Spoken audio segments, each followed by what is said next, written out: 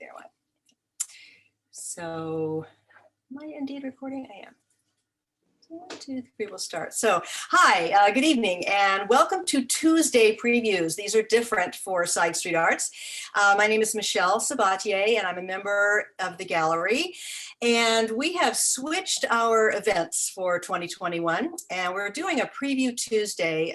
We will do First Fridays again one day, I hope, when we can serve wine and food, and it'll all be wonderful again. But we are going to keep these preview Tuesdays too.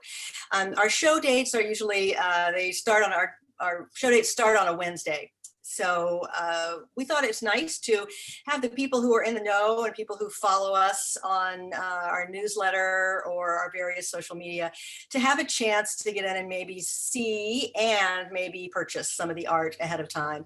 And especially this month, because with the prints that we've got, there are many, many very small editions and a lot of monotypes.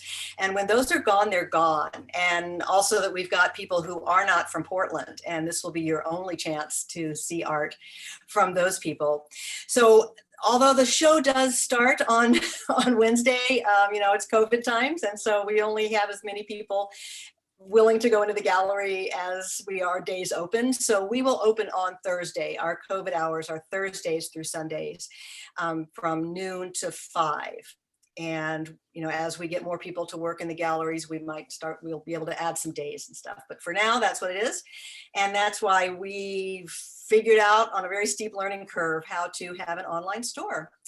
So I just want to welcome everybody. We've got a lot of folks, and hopefully we have people from other places. This is our first time that we've had a nationally juried show. So we normally do just represent Portland and Pacific Northwest artists.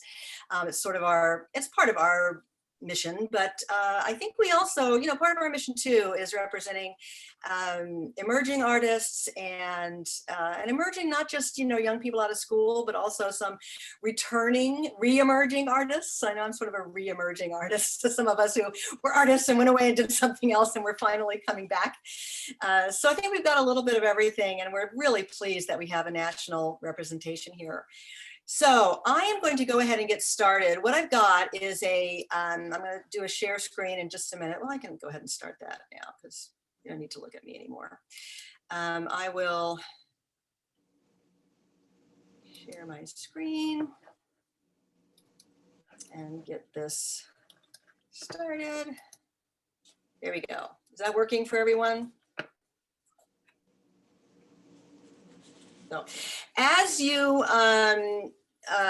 if I have an alphabetical slideshow here of everyone who is in the show. So some of you know where you're going to be, and some of you are just going to be in there in the middle. But I want to, if you're muted, please, unmute yourself and speak up and kind of introduce yourself. And I think if people set their view to speaker view, then when an artist speaks up, you'll be able to see who that artist is. We also have another event on Sunday, it's right here, Sunday the 17th. We used to have a brunch again in the gallery, and it was wonderful. We haven't served brunch in a long time. So we've sort of made it now as an artist talk series. And we have had artists talk from their studios and talk more about their process. And we'll do that somehow with this many artists. We'll figure out a way. But I think we can kind of save a lot of process talk for that time, unless you have a really burning process question. I think the fun thing to talk about now is often, where did the ideas come from, the inspirations, especially people who are non-Portland artists. So I'm going to go ahead and get started. And our first artist, Megan Arnston, with a multi-block linoleum cut. And again, I'm only showing the framed work. So we have one framed work from each of our artists. And this is one of our framed work. Megan, I think I saw you. Yeah, I'm here. Yep. Hi. Hi. Hi. So this is a multi-block linoleum cut, right? Yes. Yeah. It's 4 blocks, 3 of them carved with kind of a very light base yellow color behind it. And I I realized I sent you guys a picture of the unframed ones, and I don't think I actually sent you a picture of the framed ones. So You know, it's funny, I don't have a lot of pictures of the framed ones, and I think I'm going to have to go in, and although I kind of like seeing the paper here, I am going to go, and this speaks for everybody, I will have to go back to the gallery and maybe try, get some shots on the walls. So, because it makes such a difference seeing them framed. It really does. mhm. So, and how many blocks is it? 4 blocks total, but 3 were carved. Okay. Actually, I have them. I can go grab them if you get. Or, Oh, that'll be actually save them. And when we do okay. our process studio, yeah, Okay. because printmaking is a hard thing. If you're not a printmaker, it's sometimes hard to get your mind around exactly how it works and how it's done, because there's a lot of backwards thinking with printmaking. So yeah, definitely save those, because I'm going to be emailing everyone asking for people who have demo pieces that they can do. That yellow really comes out bright, and you can see it. It's harder to see here, but on the original, on the layers with the dark green, you can see that yellow coming up through that. Yeah, and that was a little bit of a problem I had, is the green that I layered on top of it ended up blending it a little bit more than I thought it would, because that ink was just being fussy. So it's a little bit subtler than I was quite going for, but I think it's, well, yeah, it's like baking, everything from the humidity in the room to the air pressure to all of that stuff can make a difference when you're doing that. But it's very bright and joyful. I really like it. I would love to see it as a fabric or something too. Let's see. Jonathan Barkin, and I don't know if Jonathan's here. He has a really nice series. He has some, in addition to this one, there's some portraits as well that he's done. And he does, these are multiple prints, multiple intaglio prints on paper. And then he has this sealed with beeswax. And this is a big piece. This is like 20 by 24. It's a very large piece. And the tone of it, you can see, is the sealing of the beeswax. And I have a feeling that the brush marks might be from the beeswax, from brushing on the beeswax as well. But it gives it a really nice depth and dimension when you look at it. But those are each individual prints. If you're familiar with his work, he has, things that we had one that filled the wall, I think last year. It was enormous. There are multiple prints all on a single piece. And he also has some really interesting portraits. They're called COVID portraits, and they're really pretty. He has them in the bin sales as well. Rosie Bergeron, is she here? The phone call. Rosie has already sold a piece. Rosie sold a piece to one of our members. So this is a woodblock print. We probably have. Actually, I'm here. Sorry. Oh, you are there. Oh, hi. So I came in a little late. So. Oh, no problem. Yeah, it's a woodblock print on I think Reeves paper. Mm-hmm. And I've always been kind of interested in communication, and a lot of my work has to do with kind of sort of a self-portrait, but in a way that I want it to be more universal, and kind of images that could be relatable to a lot of people. And communication's always been kind of important to me, and something I'm maybe not good at. So maybe that's why I find it important. So a lot of my work has to do with that. Yeah, there's another one called The Letter, which has a similar sort of narrative thing. I like that her back is turned, like it's a very private phone call. And that it's an old phone. It's a regular, it's a dial phone, I think even. So it reminds me of, like, as a child watching my mother talk on the phone, that sort of cocked hip and listening. There's something about that stance of the phone call that's really iconic and different from the way we think about phone calls now. And The Letter is similar. There's a privateness to it. She's reading a letter, but you can't tell the emotion exactly of what's going on. And then there's the one with the coffee, with morning coffee. So, and those three are nice together. I think those three work really nice together. It was hard to choose one from the set, but I think this one's lovely. Thank you. Let's see. Sandy Bond, we have some nice linoleum cuts from Sandy, and this one is her framed one, The Quails. Give her a minute to unmute if she's here. Maybe not. Okay, she's got the quail amongst wheat, and then she has like a hawk. It's called Merlin spots its prey, and it looks like a hawk, and a similar design to this. Where at first, when the first time I saw this, it was sitting sort of like it was just happened to be placed kind of sideways, and I liked the composition of it. And then I thought, oh, look, it's a horizontal. I had no idea. I was looking, that trick that we do as artists sometimes, and you're seeing if it's finished, you just turn it upside down, and see how it looks, and if it still looks good every which way. And this was beautiful, even before I saw there was a quail in it. And yes, and then she has another color linoleum cut too, that's a hibiscus. And all of these, the shop is open. We've had a couple of folks test it, I think. So if you're curious about an artist, you can go to sidestreetarts.com/gallery shop. And there is a link there to shop by artist. I haven't alphabetized you yet. I'm really sorry. It's just sort of in whatever order I was working. And I will go in and alphabetize the artists in the grid, but it's a nice, just sort of a grid of everybody. And you have a little thumbnail of their work. Although again, like I said, some of the work is so varied that, I have black and white and color, for instance, from the same person. So that's one of the things we are enjoying about the show. Keith Buswell is from Nebraska, and I don't know if he's here in a different time zone. So these are beautiful series of etchings. There's 3 different pieces. This is Oviedo, and the frame piece, obviously you can see it's mounted on fabric and framed. Very, I love the paper. It's, they're very old school classical look on the etchings. And this is the framed one. The others are just, on paper, but they're all similar with these trees that have these kind of fantasy situations going on with the roots. I think Sienna and Pisa are the other 2. But really that like etching class kind of thing, the fine work on the etchings on these. And we have a few, we do have some duplicates of some of his, but we didn't get many.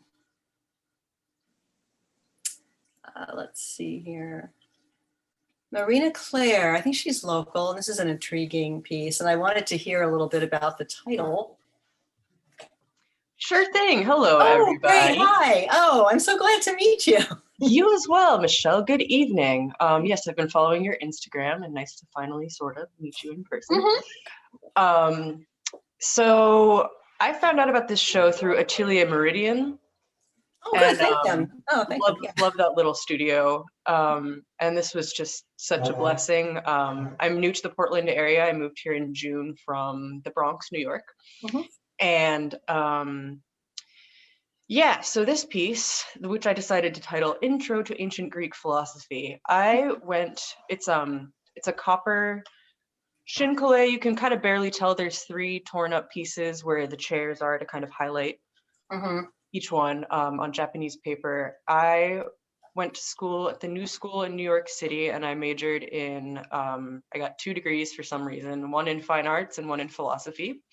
Took a lot of philosophy classes there, and in my first semester, took an introduction to ancient Greek philosophy. We talked a lot about Plato and Platonic forms. In philosophy class, to make abstract points concrete, we find ourselves oftentimes like the teacher would reference things in the classroom. So we end up talking a lot about chairs. We're talking about ideals. Chairs and cups of coffee, because those are always in the room. Anyway, so in my studio practice, I was inspired to, I like chairs as subject matter, and these are the 3 different types of chairs at my university.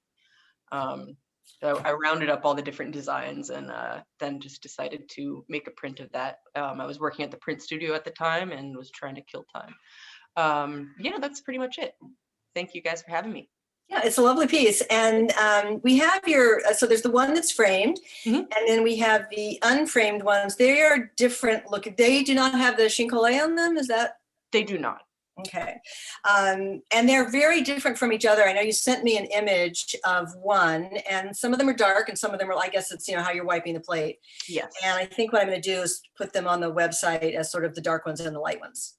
That sounds great. Thank you. They're different from each other. But yeah, I find them intriguing, and I love your choice of frame on this too. It's really nice. Thank you. I found it in the trash in Harlem. In Harlem. Oh, good. So it's come all this way. Yeah. Well, and we have a lot of found work. Our show a couple of months ago was all done with found plywood. So yeah, there's some great things, and it's a beautiful match with it. And the piece that it's paired with, I think, on the wall is he won't be till the very end alphabetically, but I think they're paired nicely on the wall. I hope you can get in to see the show. Thank you. Can I just visit our gallery? Welcome to Portland. I'm from Brooklyn. Oh, thank you, Eileen. Hello, fellow New Yorker. Well, and I'm an East Coaster too. I'm from Washington, D.C. Oh, I'm from Annapolis, Maryland originally. Okay, yeah. So yeah, I'm glad that you came, because I wanted to hear. I knew there was going to be a story on the title, and I liked the story. Isabel Deaver. I feel like I'm back in. Yes, I'm here. Middle school again. Hi. Hi, how are you? What can you say? Dog art, right? Well, yes, dogs have always been part of my life. And we had a family member about 5 years ago. My son kind of broke the code by not getting a Weimaraner. Instead, he got an Australian Shepherd, and she's a beautiful dog. I think she's she's just a real beauty. And so I had to make an etching of her because she's so dramatic, she's so black and white. Her coat and her personality lent itself to art to me. Mm-hmm. Oh, definitely. So this is a specific dog. It's not just a dog. This is a specific dog. Yes. And let's see, it's it's a soft ground and an aqua tint. And I had to work really hard at the aqua tint to get it dark. That is a beautiful black. Yeah, I mean, any printmaker looking at it will know you've got a beautiful pure black on that.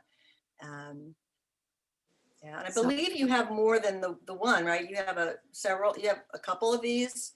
Well, and then my other print is called Sweet Dreams, and those two it's two dogs. Yes. And, that one was a bit more complicated. It was a double plate, color and chincolet. So. But yeah, that one, if you've got two screens and are able to go, the other one is very different from this. It's color. But it's charming. It's the two dogs curled up together. Right. And I imagine those are those Weimaranas? Those are Weimaraners, and those are actually have been my companions for many years. I had a Weimaraner as a child. They're weird little dogs. They're wonderful dogs. They are wonderful dogs.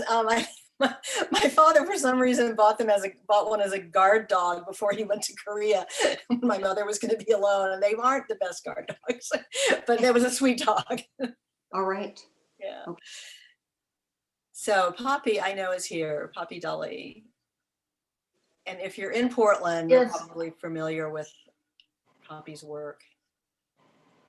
So this is one of two books I have in the show, The Hunchback of Notre Dame, which has 16 monotypes that have been mounted into printed on book pages and mounted into a book form, accordion style, and back in the original book covers. And it's based on a film, The Hunchback of Notre Dame, with Charles Laughton. And once the fire in Notre Dame occurred, it made me think again about that beautiful cathedral and looking at this film again by Victor Hugo and the book of Victor Hugo. The second book that I have is Babette's Feast, which is a short story by Isaac Denison. There's 13 monotypes in that book.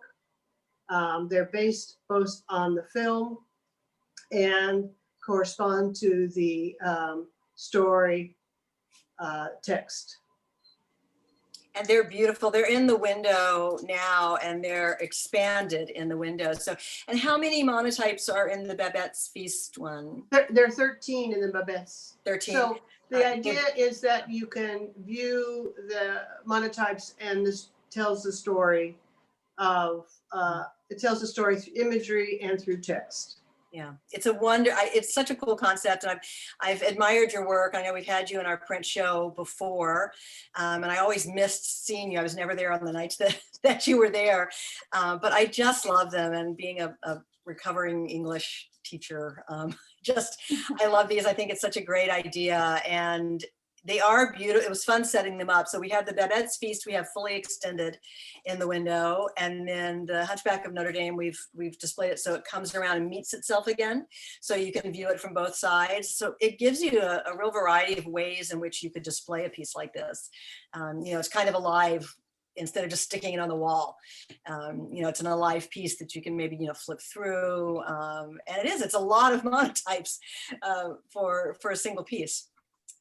Well, the other is that you can also hold it in a book, and you can turn the Oh, yeah, they pages. do. Yeah, they do fold up. Yeah, when they were in the back storage, it just looked like a regular book. Like it Yeah, just go on a shelf as a regular book. Yeah. You can display them just as 2 pages together, as you would in, looking at the 2 pages of a book. So it has multiple ways of being presented. Absolutely. Yeah. This is a question I've always had about your work. And I guess this one is a little harder to tell. When you choose the monotype, the image to put on pages, are you putting it specifically on a page where something's happening or not? Yes. So. Oh, good. I'm a real process person, and so you just won my heart, Poppy.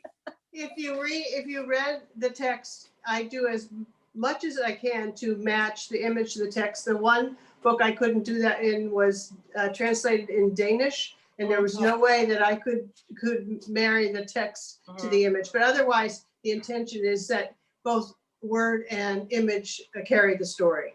Wonderful. Yeah, I was hoping it was that, and I always tried to read them and see, and I thought, oh, this would just be, the A++, right, of this process if you actually, married them together with what's happening on the page. And these are found books, right? Are you just sort of? Right.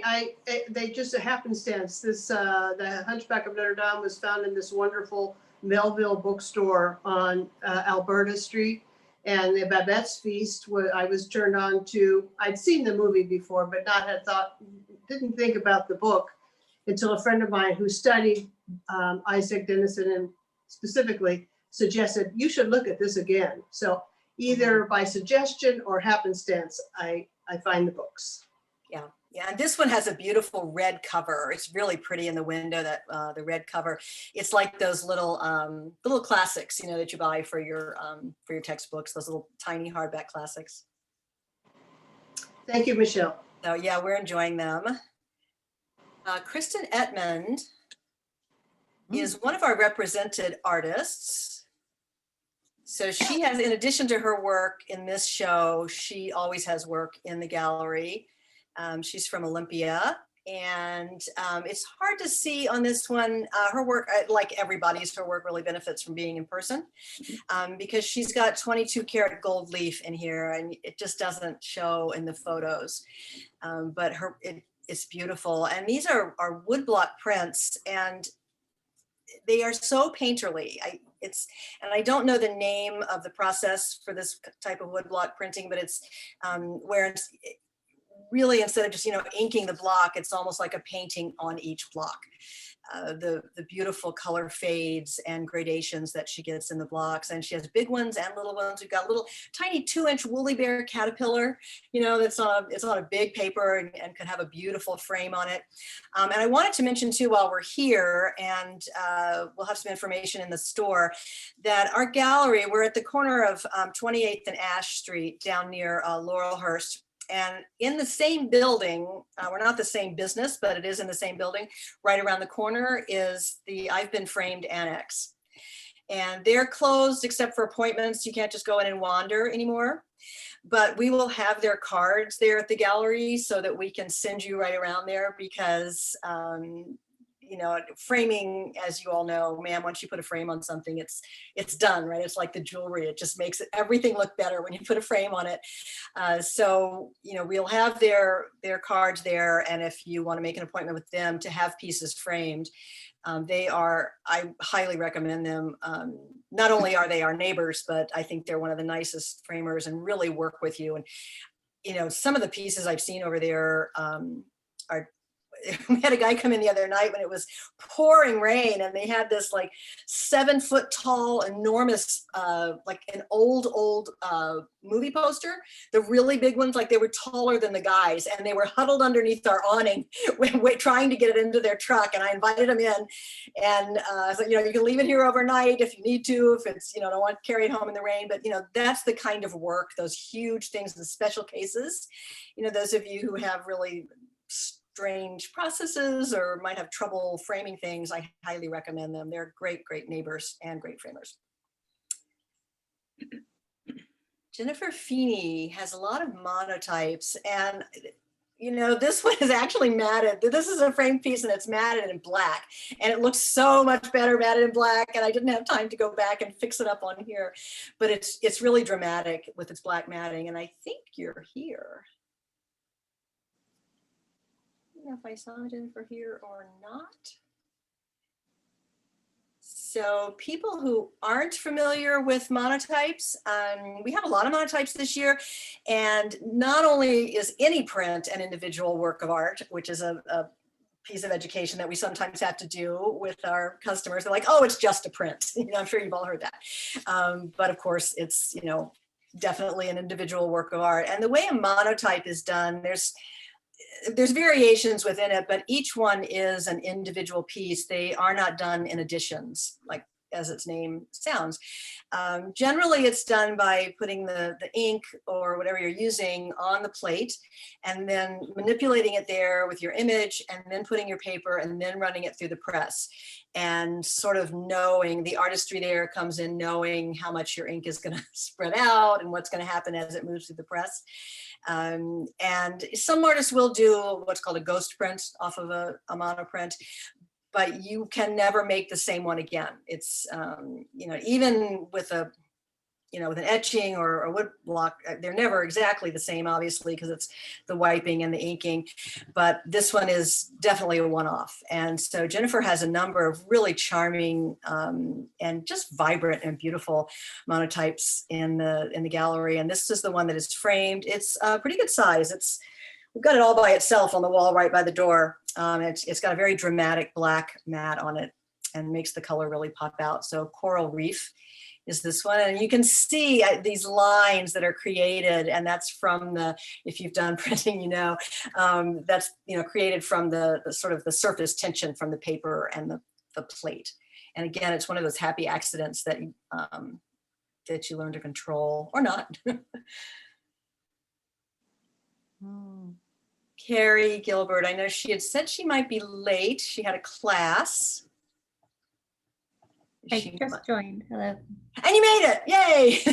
And he said, don't call on me early. I'm like, well, it's where you are in the alphabet. So good, you're just right in the alphabet. And this is a really cheerful image. I love it. Thank you. Yeah, it was the first piece of art I created when all of the pandemic hit and everything got locked down. And it was such a nice respite from the real world to keep going in and putting new layers of bright colors on paper for this. Yeah, it's lovely. So how many, so it's a wood block. How many blocks have you got there? It's actually a reduction. So it was just, oh, it is. Oh, it's a reduction. Yeah, so it's just the one block. It was, so when I did this, I was also taking classes at Portland Community College. And so I had access to their maker lab, which has a laser cutter. And so I cheated on the carving of the block and used. When you're doing reduction, you can cheat all you want because the mental work of a reduction print, I cannot get my head around. Yeah. You can, right? So I designed the image in Illustrator, and then the robots did the work for me and burned it onto the block. I And- love your color combos. I really, and you can sort of see, you know, that's why I was asking how many blocks, because of some I can tell are overlaps, but some are not, you know, double up on the inks. So we'll definitely, I don't know if anyone else did reduction. No one had reduction. I'm going to add that to your description too. No one else specified that they were reduction prints. So just briefly, if you want to hear Carrie hopefully talk about it when we do our artist talk series, instead of a different block for every color, it's a single block that is printed and then continually carved away and printed and carved some more and printed and carved some more. So once the edition is done, once you printed them, that's it, because your block is essentially destroyed by the end. And there is a lot of sort of mental gymnastics into Gail Owen, who we also represent, does linoleum reduction prints. And I'm just blown away every time I see them. And I love the buildup of the ink in there too. So yeah, hopefully you'll be able to talk about that when we do, and maybe do a little demo when we do our artist talk series. But yeah, this is really cheerful. And I'm glad, and that's good to hear that it was done during these times. I'm curious now with work, you know, people sort of reacted one way or the other, right? They either stopped working or just got to work and, you know, used all that energy. And it's been nice seeing the work that's come out of these times. And it is lovely. And you have some other nice pieces in too. Patricia Giraud, am I pronouncing it right? It's Giraud, a little French. Giraud? Yes. And this is a nice series. This is the one that we have framed, and you have two other images too that are bathers. Yes. This series is really all about women who are comfortable in their skin and comfortable in nature.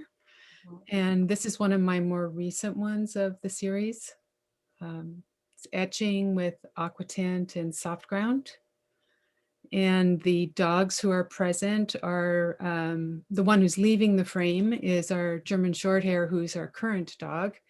And the others are dogs from my past. Oh, nice. Usually I try to have memory interacting with nature in my work. But I do love celebrating the figure also. I love drawing people. So Yeah, all of them are of women. All the ones that we have are all of women, and they are, yeah, they're of real women. Yeah. Yes. They were instigated by a friend of mine who's a lake swimmer. She asked me to go out with her one day and sort of be her spotter, like the person who notifies when she doesn't show up, because she's out in the water and swims for hours. Wow. And I was just fascinated by that confidence, in water in particular, but just in nature in general. So this print is a little bit different in that I made it an addition variable. The shoreline, I do differently in each one, and I do that with erasure. Okay. Each one is slightly different. Interesting. And soft ground, I don't know if you can see it on your screens, but that's lace. The sand is a lace ground. And I've been trying to introduce fabrics sort of as a nod to memory again, domesticity, femininity. I wondered about that. When I saw it this big on here, I was thinking, oh yeah, it does. It looks like textile. You're like, yeah, that's a beautiful way to texture the sand. Right, and it's a wonderful solution too, because you know, when you look at something like sand, you're thinking about a lot more things in terms of texture, but it's really hard to interpret that. So it was sort of a lucky accident. Yeah, it's like at once even and varied. You know, you kind of get both things happening with it. And I love the idea that the dogs, and in my mind, I'm thinking the two dogs out in the water, because they're just like little silhouettes. You know, that those are the memory dogs still out there. Yeah. Very nice. Yeah, this is a beautiful piece. It's on our big front wall, so you can see this one as you go by the store or the gallery, even in the evening. And it's a good size print. I mean, it's a good size print and then also framed. So it's a major piece. Yeah, it's a 9x12 plate. So Oops, where am I? Dawn Grayford. Ma'am. And I wish I had the photo of this in its frame too. 'Cause Oh, this yeah. is another one, a little bit like Marina Claire, that it has this big ornate bright gold leaf frame on it. And this is in the window. It really changes it to put this great big frame on it. Yeah, I wanted to get as obnoxiously gaudy as possible. Yeah, you did it. And there's this wonderful kind of incongruous, classical frames, which we all see when we go to the museum, right? We see these paintings in these huge frames. But again, it's one of those bright gold, super filigree. I guess what Marina Claire's frame probably was in its youth before it was abandoned in Brooklyn. Yes, it's bright and a great contrast to this black. So do you want to talk about this one with St. Michael? And it's first, Patricia, that lace was amazing. Once you said it was lace, I had to double back and look in. I was like, oh my God, that's awesome. So very beautifully done. thank you. Thank you. So I grew up in a Catholic home, so I kind of have this love-hate relationship and with the way I want to depict it, because there's this very anthropomorphic figure of a moth head on top of a very Byzantine style rendition of Saint Michael. It's a very popular pose of him holding usually the shield and his staff. So I was trying to recreate that in a way where I was trying to just kind of be whimsical with something I grew up with, and a lot of Byzantine art was very sort of like how the hands are just very angular and not anatomically correct. So that was something I wanted to try and redo, and the frame was very important for it as well, because it's just over the top gaudy. It's just gold, and it's exactly supposed to be like this very museum-esque feeling when you look at it, even though it's only, it's relatively small, like a lot of Byzantine art was. Yeah, it's a little 5x7, right? Yeah, it's small. The frame is, twice as big as it is. Yeah. Yeah. So St. Michael is my patron saint. Oh, wonderful. Oh, yes. There's no Bernadettes here. If you do a Bernadette, I'll get you to. That's my confirmation name. Awesome. But yeah, I totally identify. And you've got a couple of other pieces too, and they almost feel like tarot as well. They kind of have a tarot look. Yeah, so I'm not much of a tarot person, but I like the concept of it, and this idea that people can make connections from the ideas that are behind these cards. And even though I'm not 100% involved with it, I like the idea that you're able to build and grow and critically think and analyze that. So I really enjoy it, and I kind of I like very graphic styles when it comes to my prints that I do. So that's kind of what I was trying to go for, is very just hard graphic. Like, this is a print. This is a very linoleum print. It's very bold. Yeah. It's very bold, and that's a cool look. And it has a little bit of Day of the Dead look, and you've got this sort of blending of all these different spiritualities that all kind of come together. But I love the little moth head. Yeah, and you've got some intriguing other pieces too.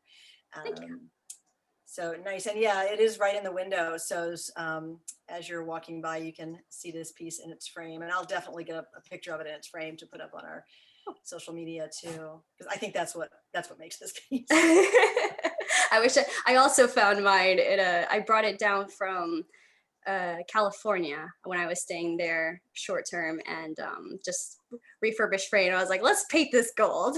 Yeah. Oh, did you do the gold on it? Yeah. I stripped it down completely. Yeah, it's definitely shiny. And I love that. I don't know, did you use like the gold that, what is it called? That rub and buff, or that weird gold stuff, or did you just use an acrylic to paint it?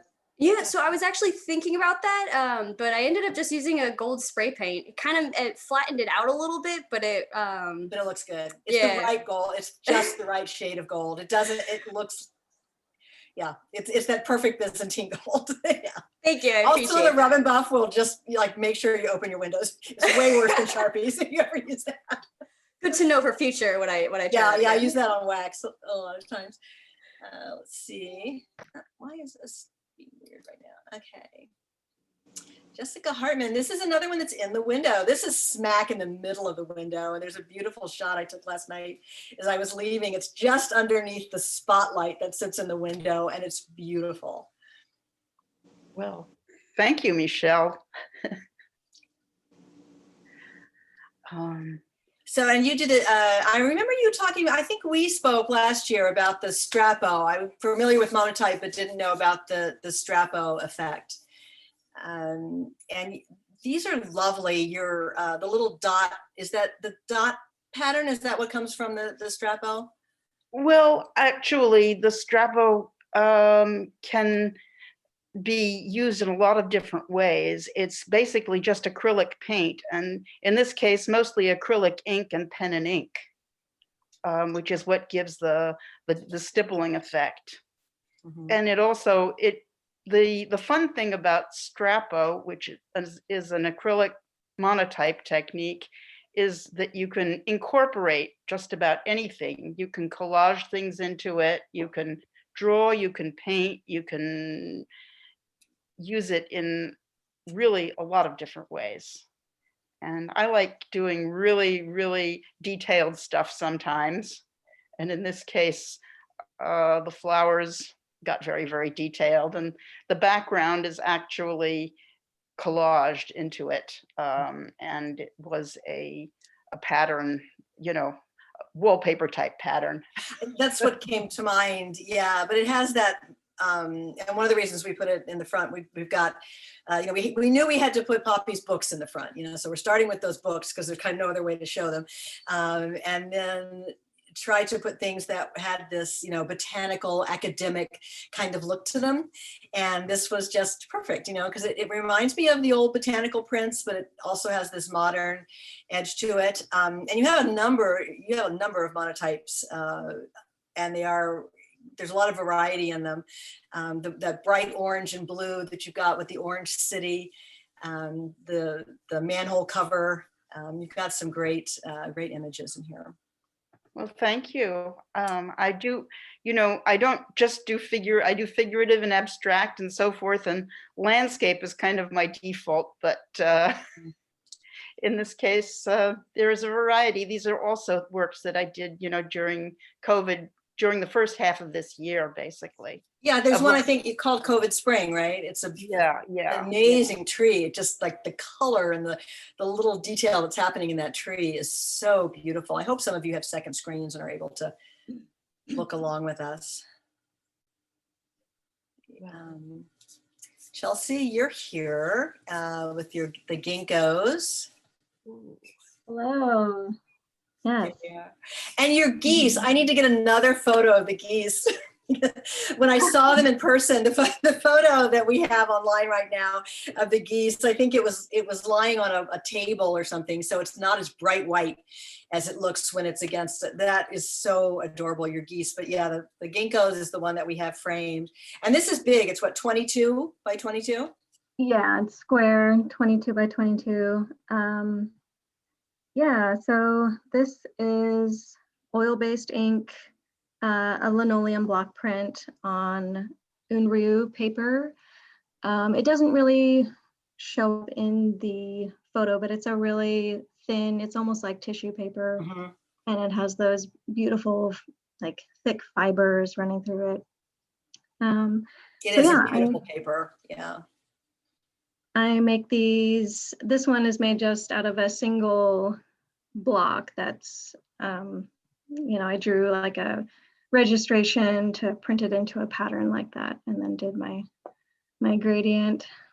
So that's what I was wondering. So the it doesn't exactly tessellate, but the repeating image is the block. Is that how it is, and then you're re-inking them with the different colors, or is this a large block with the same image carved into it a lot of times? No, it's just the single ginkgo branch is the block. Nice, yeah, because they're slightly overlapping. It's subtle, you know, where you've got the one color overlapping the other. Mhm. It's Yeah, a beautiful, that was gradation. intentional. Yeah. Yeah. Yeah, it's a very That's pretty everything gradation. lined up. Yeah, so you've got this size, and then you have a slightly smaller one that's also the ginkgo, and then the geese, which is really, the geese is just so charming. It sort of reminds me of one of those charts that you get that shows like what American Sign Language looks like or something. You just got these little rows of geese in different poses. Yeah, And when yeah. they're on that bright, when it's mounted with the white behind it, they're so sharp, those little black geese and the little tiny red bits that are on them. Yeah, that was a really fun one to do. Oh yeah, that's I mean, plants kind of inform a lot of my process. That's what takes up most of my brain space is plants. I'm always learning about plants and botany, and I am really interested in the folklore behind certain plants. That's always really interesting to read. Oh yeah. Yeah, I read somewhere that ginkgos are like a missing link between ferns and regular plants. They have a unique biological niche that they are in. They're a really, really, really old plant, and Yeah. most plants have like a really diverse genus, but a ginkgo tree, it's just that one tree. There is no other type of ginkgo. So it's from the Paleozoic era or something, I think. Yeah, it's an ancient. Very old. Plant, yeah, and if you've ever lived with one, you know that you want to get them sterilized because their fruit is not pleasant. Yeah. Yeah, I've had one in my yard. I used to wait until it would freeze to, send kids out to pick up the fruit because it was so nasty. Oh, does it stink? Oh yeah, oh my gosh, yeah. Oh, it's horrible. And I once lived on a street that was lined with ginkgos, and during the fruit season, like you just wouldn't walk down the street because it was so awful. Yeah, the fruit has a really distinctive scent that you want to let it freeze before you send anybody else to pick it up. David Kessler, I love these pieces. You're our only silkscreen artist. Is David Kessler here? I was hoping so, because I wanted to meet who made these. These are so cool. There's three different versions of this. They're all very similar to this. And they're really charming. I think they're about 6 by 6 or so in little square frames. Really sharp looking. And I sort of wanted to hear some of the stories on these, and maybe I'm hoping to make, I am woefully behind, but I wanted to make a little notebook with some of your statements from your applications so that people can look at those. I am here, as it turns out. Oh, there you are. Oh, good. Okay, because I wanted to hear about these. I was muted. I don't usually like delve into a storyline, but these came out of my sort of standard operating procedure, which is draw in a sketchbook, and words and images sort of come together. And somehow I got this agricultural robotic idea from a sketch. And then I just developed it as if I was the creator of these agricultural robots. And I came up with several, like 6 or 8 different types of robots. And then I framed the whole thing as if it was a report, like a marketing development report. And I even went the whole way and developed a proprietary typeface for the pieces. So it took me further into story land than I've ever been. Usually it's just all pretty graphic and pretty abstract. So, but I love doing them. They're among my favorite pieces I've ever done. So yeah, the 3 together, as they're just you know, yeah, they're wonderful. I think the spray one, is that the one that has like a little, looks like a little rocket ship Oh, on it? It's called Agbot Spray, I think it is. oh There's yeah, three. spray tech, spray mech, I think. It was a mechanical sprayer that sprays all different. Oh, I know very well. Yeah. Anyway, They're not, no, they're really nice. And I love the variety of calligraphy and the sort of stencil, that stencil look, you know, the very industrial stencil look, and then the handwriting as well. And you are our only screen printer on this, for this show. And so we would love for you to maybe talk about that when we do our artist talk. So it's kind of a lost art in screen printing. Not a lot of people do it anymore, and I remember having fun with it in school. it's a very fun, it's perfect for me because I can get whatever ideas I'm working on, I can get them produced, produced by myself, but as opposed to painting, which takes forever. And anyway, I love doing it. I love the graphic process of it. So do you use a cut film, or do you, I know I've done it too with like shellac on the screen. No, it's nothing so artistic as that. I start from a little sketch in a sketchbook, and I develop it in Photoshop, just painting with black and white, so very, very hard edge. And then I take it down to FedEx, and I have them create a transparency of the image, and then I burn that onto silk screen or a screen and print it from that. Man, things have changed so much since I was in art school. Right. Yeah, I want to go back and try everything again, because there's a new way to do it all. It's a fun process. It is. That works for me, so I enjoy it. Anyway. These are very enjoyable. And they're one of those pieces that, there's certain pieces you want to put in your house where you put it in a place where you're going to get to really look at it for a while, because you kind of see a different little thing every time that you see it. It's almost like new stuff is bubbling up inside of it as you look at it. Thank you. Kent Kirkpatrick, I'm not sure if he is here. And he has a nice series of 3 woodblock prints, and he's done these beautiful embossings on them too.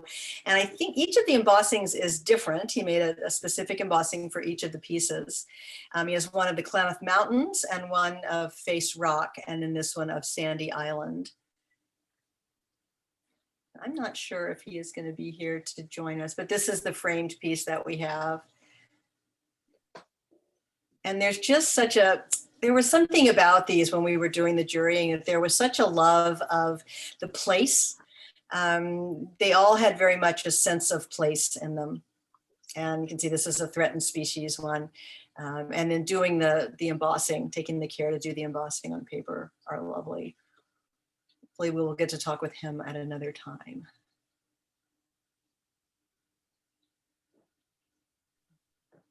B.R. Knozer, and I'm not sure I'm going to say this name right.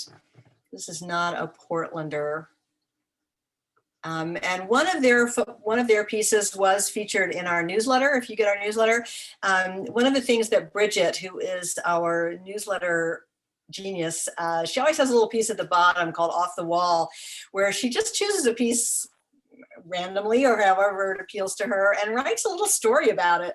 And it might or might not be the story that the artist had in mind.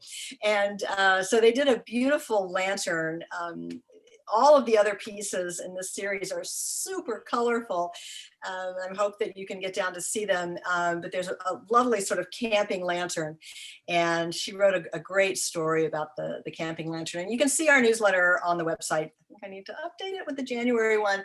But the newsletter is always on the website. You might want to subscribe because I love these little stories. To me, that's one of the fun things about art is, finding the story that's in there. And sometimes it's what the artist intended and sometimes it's not. And I always hope that an artist is happy when their pieces inspire a narrative of some sort, unless you're Mark Rothko and then you really don't want any narrative in your work. But yeah, it's a charming piece of the newsletter. And I was hoping we would get to talk with them today. People in other time zones. Eileen, you are here. I am here, yes. Here you are. And this is big. This is like a big poster. It's a really fun piece. And you've also got some little teeny tiny 3x3s as well. Yeah, some little linoleum cuts. This is 30 by 22. And for a number of years, I was part of Inkling Studio, where I did mostly subtractive linoleum cuts. And then as Inkling was closing and all those wonderful color, the litho inks were disappearing, then I was doing, I was reduced, as it were, to black and white prints. So this is a linoleum cut, and I cut up some old subtractive linoleum cuts and cut up also decorative papers. So using the old, sort of repurposing some old subtractive linoleum cuts and adding decorative papers, I collaged onto the black and white linoleum cut. And also I tore up some maps to put in there. And this is my art tends to, it's either an experience I've had or something I've observed without intending to. It happens that way. I'm not a birder. My husband is a birder. And one time I went birding with him. I had, as an aside, I had a psychotherapy practice for many years. And so I went on this birding outing, and I found that I was observing the behavior of the birders more than paying attention to the birds. So that's, yes, and birders will know about this very specific behavior with birders. Yeah. So that's where birders comes from. And then I have, a couple of small linoleum cuts also. And a couple of other big ones too, that are unframed, but this is the framed piece. I love the reference, I don't know if it was on purpose, but to me, I see the reference to the Escher birds at the top. I To me, those little birds across the top remind me of the Escher prints with the tessellated birds. Oh, that's interesting. I hadn't thought about that. But yeah, I love the little map and the tiny pieces, the details in there are great. And yeah, I was surprised when you said you weren't a birder, but then yes, of course your husband was, because this is very true to birder behavior and that intense focus. Yes. that anyone who's a birder knows very well. Yeah, it's a lovely piece, and it's a major piece, a lot of color. Thank you. Let's see. Catherine McDowell, are you here? This was so cool to see this piece come in. We had Catherine's work in our print show last year, and she also had a solo or a paired show last year. She was a guest artist with a show with another 3D artist. And the last work I saw was enormous sort of color field monotypes that she was doing. And I think that's what she had most been associated with. And when these came in, it was just, whoa, sometimes it's so great to see an artist just take a complete, left or right turn. These could not be more different. Well, one thing, they're lithographs instead of the monotypes. But I wanted to hear about the experience of just taking a complete turn in your work and sort of when this started, because it's been about a year since I've seen a lot of her work. And, from going from big color field, abstract pieces to this iceberg piece. There's one framed, and we've got a few others from this edition unframed. And it's actually, I have it, it's paired so that I didn't do it on purpose when I was hanging, but the bathers are looking at this iceberg when you see them on the wall. And it's kind of a nice pairing. But it's beautiful, and I think it's great for our times as well, this iceberg. But hopefully she will join us at another time and talk about this switch from color to black and white. And sometimes that's what you need to do. I think most of us can identify with that. You just need to completely rethink how you make your art. And it was super successful with these, I think. Eric Sandgren, I'm not sure if he is here. It's a beautiful woodblock print, and it is 20 something. It might be almost 30 inches. It's big and has a big frame on it, with lots of great detail. Face of the wind. It's very Northwest. I love the sort of hints of that there might be animals in the waves, and that you can't tell where the wind and the waves and the sea and everything is distinguished. It's one of the things I love about the Northwest, being a transplant here. This really embodies what I love about the Northwest. And this is in the center of our big wall. You can see it from the street. And Shula Tayal, she's new to us, had some beautiful pieces in our holiday show. And this is the first print work we've had. And I think I saw you here earlier before I had. Yes, I'm here. There you are. Okay. And this is in the window also. This lovely red was picking up the red on that book. And all of your pieces have a little red dot on them. And it's kind of funny in a gallery because the red dot, always at their soul. But even your ceramics, you put a little red dot on. Yes, all of them have red dots. Yeah. So for me, the red dot was a symbolism that I used in all my work. This series of work is called Shakti, which is power energy and power. So the series was on women and how this one is just to support each other, just women supporting women, and being there. And I had a series of 21 prints with different tools and power given to the women to empower themselves. So it's helping yourself basically. And it comes through when we see, this is the one that we have in the frame, but we have several from you. And the one with the masks, removing the masks, the idea of like all these multiple masks that people have on, and they're beautiful. And the women are lovely. They're once sort of dynamic and calming, having that red color in there, just open. Yeah. Thank you. Yeah, they're lovely. And yeah, this is in the window too, so you can see it. And then she has some other pieces. And I think we only have one of each from you too, right? There's one unframed of this one, and I think the rest are all unframed ones, different ones. Yeah. One of each. Davis DeSalle, our good friend Davis. So Davis had a beautiful show during the, what was it, April or June? I can't remember. And if you know the gallery and you've seen art in Portland, you know Davis's beautiful trees and his love of trees. Thank you, Michelle. I'm unmuted now. I should be able to be heard. Yes. Yes. Okay, great. Yeah. And thank you for switching out this piece for the one for tonight. It's the freshest one. It's a lithograph, and it's COVID inspired or happened, across that time. And I came after that show that you mentioned, which was in July,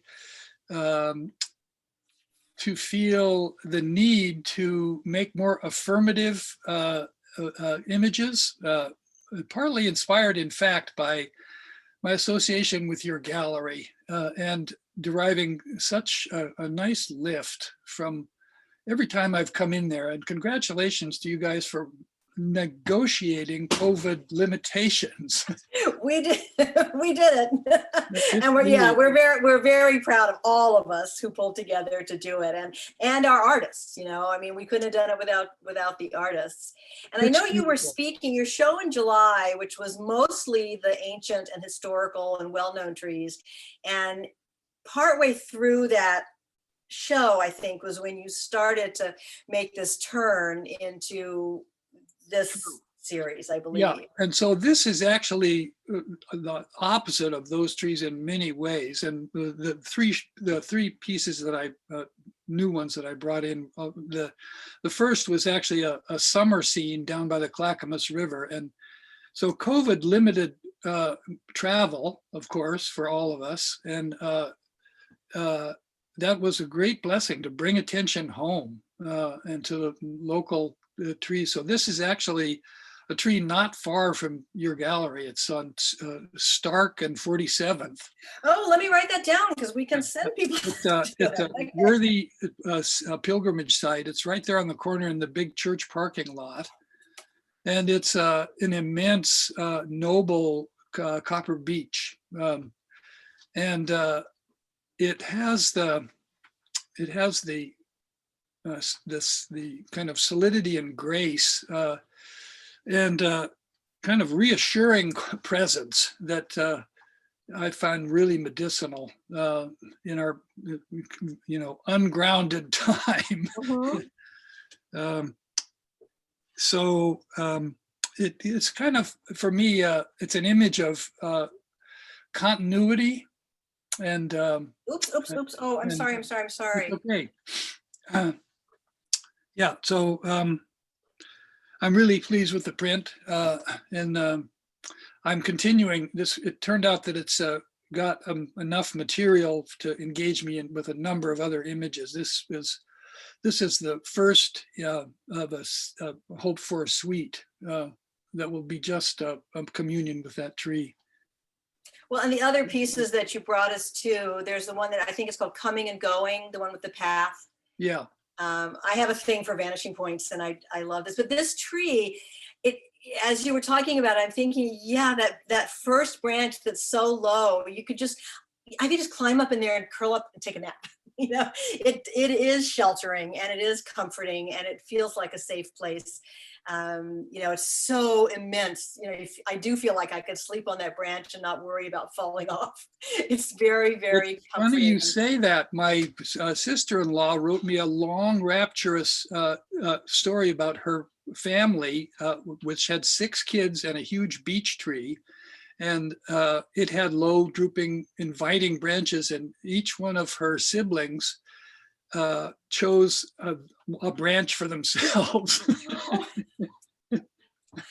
Really great. Yeah. Thank you. Yeah, well, and thank you.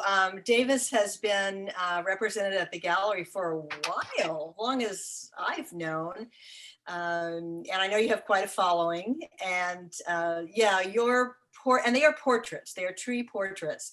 And it's funny because I've had people come in when we had the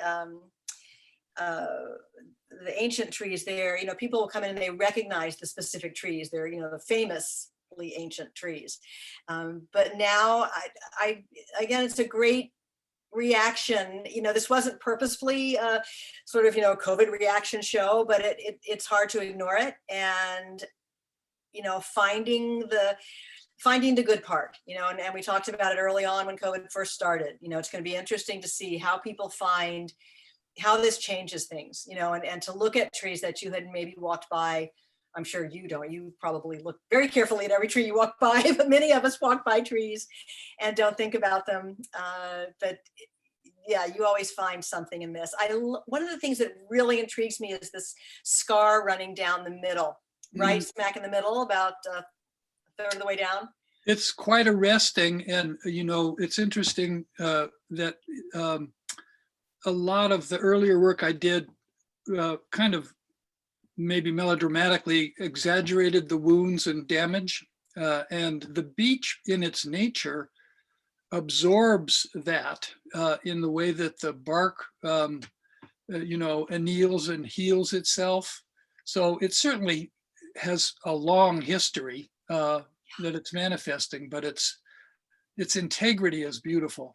Yeah. And what a perfect metaphor for right now. And you captured this beautiful circle too, the one closed circle that looks like a place you could just enter, just go right through there. A little shamanic hole. It is. Yeah. The negative space. And if you haven't come in and seen Davis's work, so he's got a few, this is the framed piece, and then he's got a few in the bins, but then if you go back in the regular small works part of the gallery, you'll see some other works of his. if you are a tree lover, you just need one of Davis's pieces because they're gorgeous. And as lithographs, I mean, technically they're amazing too. They really are. Thank you for being part of the gallery. And there we go, is Melanie Mitchell Tucker's piece. I don't know if Melanie will be here. So Melanie's from Mississippi. And I know Melanie. She was she was retired now, so I'll say was, but she's still around, an art teacher at one of the academy schools in the town where I taught in Mississippi. And this one and two others, I think, just capture beautifully that feeling of, growing up on the river. And we both lived in a town that abutted the levee and the Mississippi River. And there's something about that, growing up in that life, and we're fishing and being part of the river and the catfish farms. And, but that connection to the river, I think I've always lived in river cities, being in DC and then Mississippi and now here. I've always lived by a river, and I can't imagine not living near one. And there's a wonderful story that is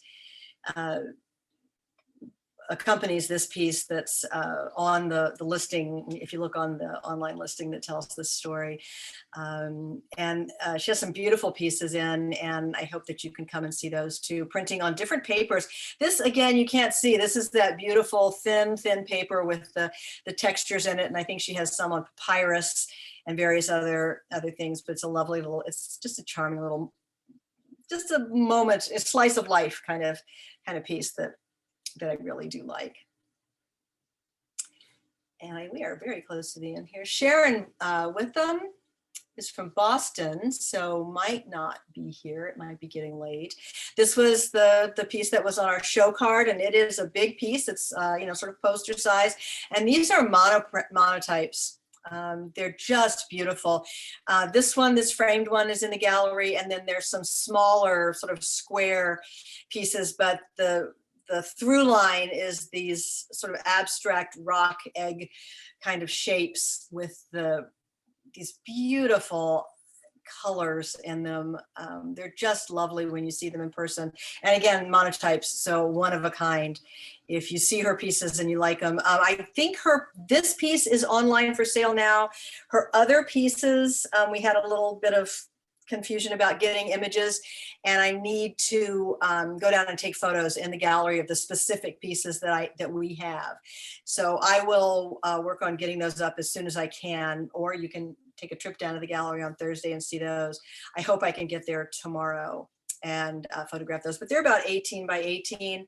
And I would imagine she has some on her website as well, but we've got a nice representation of her pieces in the gallery too. See, and this is James Wood Wilson, and this is the piece that is together with the Intro to Greek Philosophy, and it's a large etching. He has some other pieces as well, some very Portland portraits. Centric. There you are. I'm here.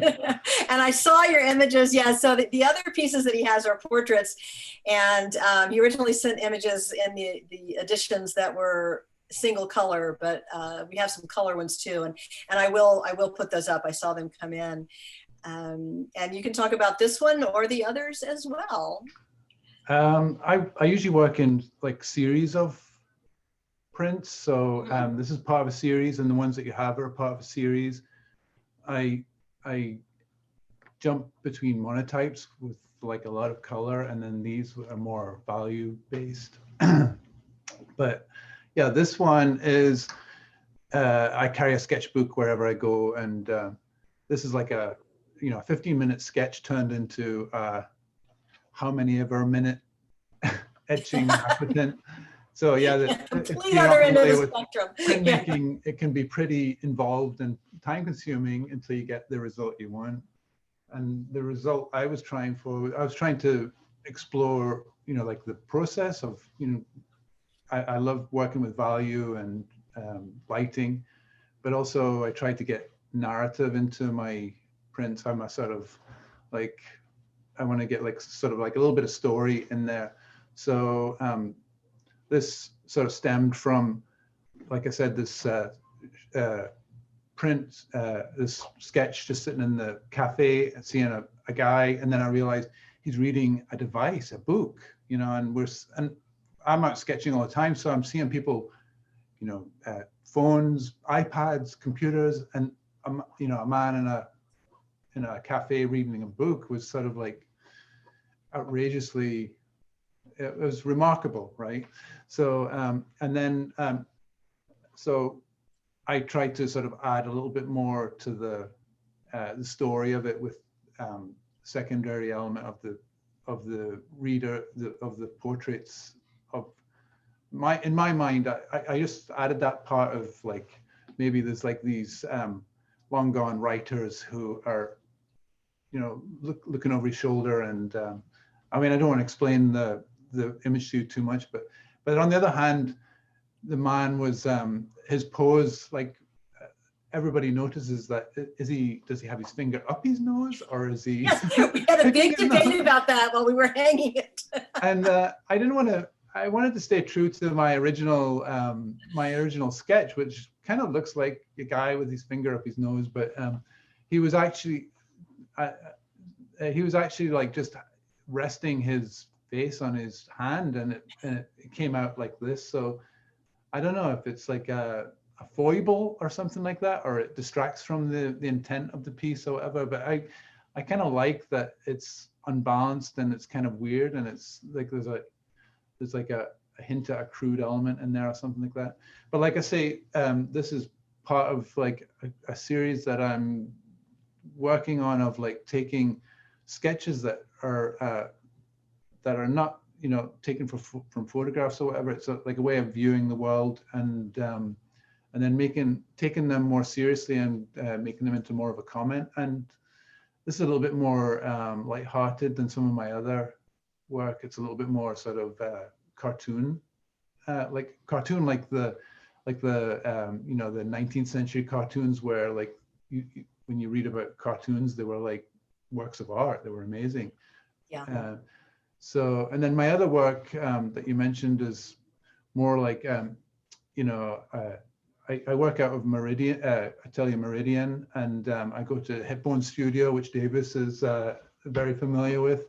And I love the idea of taking your own artistic observations and then turning them into narratives, instead of like going straight to photographic reference or whatever. Use your, you know, your reference from your mind and from the things that you've sketched. And so, and those are beautiful. The Portland Elemental portraits are lovely. To me, whether his fingers up his nose or not, to me it just says that he's, you know, just lost, right? He's completely unself-conscious and completely involved in what he's doing, and you know, just parked in his corner. He's got his little coffee cup, and you know, he could be there for hours. Like he might have been there all day, just completely lost. And you don't often see people that lost in what they're doing, especially a book. I know you said you didn't want to go too far into it, but are these specific authors that are looking at it? Well, you know, like I was working on this in the cafe, and I have sketchbooks full of like people sitting doing things in cafes, and I think in the last couple of minutes of this sketch, I think there was like a portrait, or I mean a landscape or something there, and it just sort of like there was enough, you know, tea in my system or something, and I just started to like, oh well, what if? And these were just like, if you see my original sketch, they're very much like this, but it's just like I just like thought, oh, I need like some writers, and so they're fictitious, but he is as real as I could portray him. He's an actual hairy, you know, guy that was in Hillsdale reading a book, and he was lost, and I was kind of lost, and you know, there could have been somebody else watching me, watching him, but I find that moment, these moments that sometimes we have are you're distracted from it when you take a photograph, because you capture it and you move on, you don't see. And for me, it's all about drawing is all about learning how to see, and to learn from that. And so, yeah, the writers are like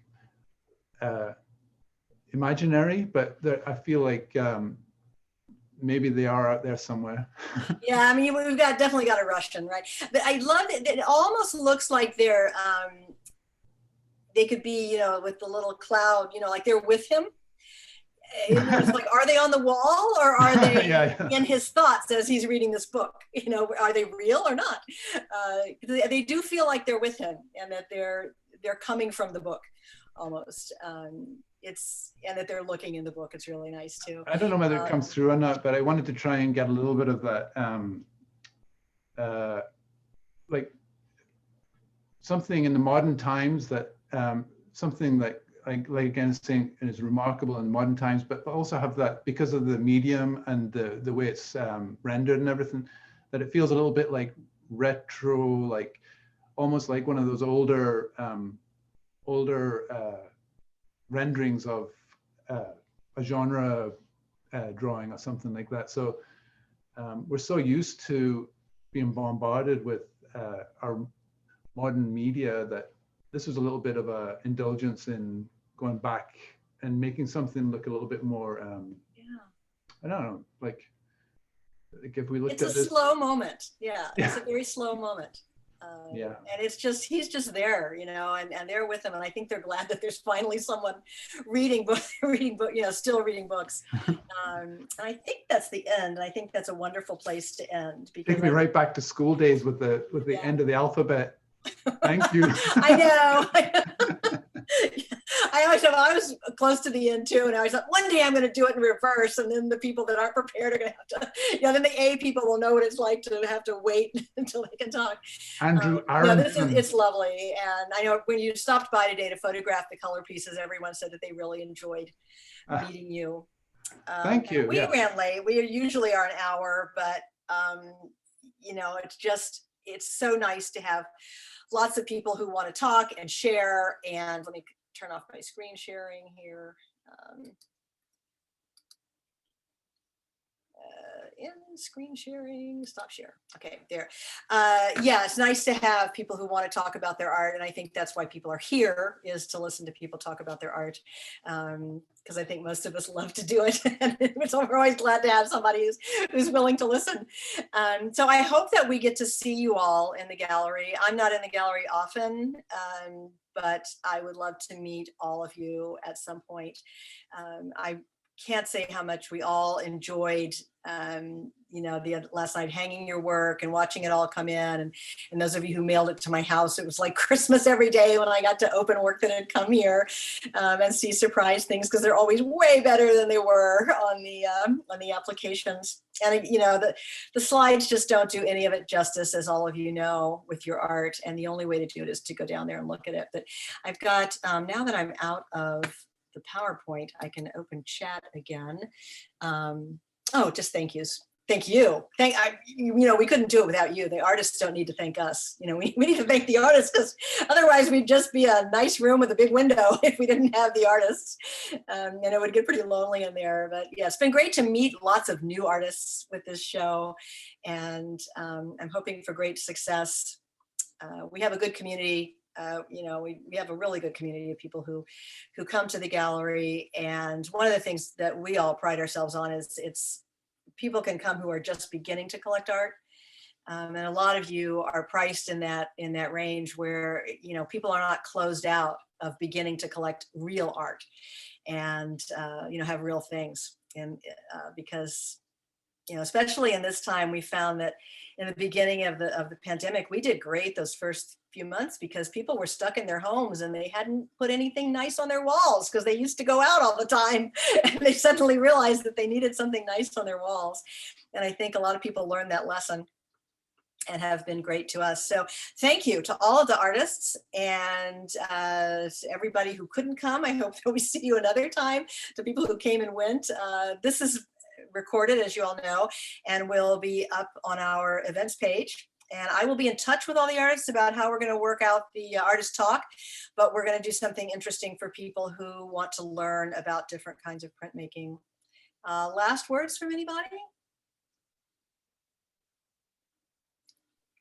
Just Lots of bravo, waves. well done. We are so lucky to have so many great artists and art collectors.